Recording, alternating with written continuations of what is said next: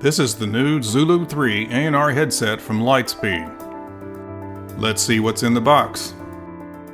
The Zulu 3 comes securely packed. The carrying case inside is protected by a thick cardboard outer lining inside the main shipping box. In the bottom of the box, you'll find simple instructions on how to register your new headset, along with a complete checklist showing the correct way to operate the headset. This is the carrying case for the Zulu 3. It has a hard shell outer casing designed to protect the headset. It fits easily inside the headset compartments of our flight bag. The inside of the carrying case is partitioned to protect all elements of the headset.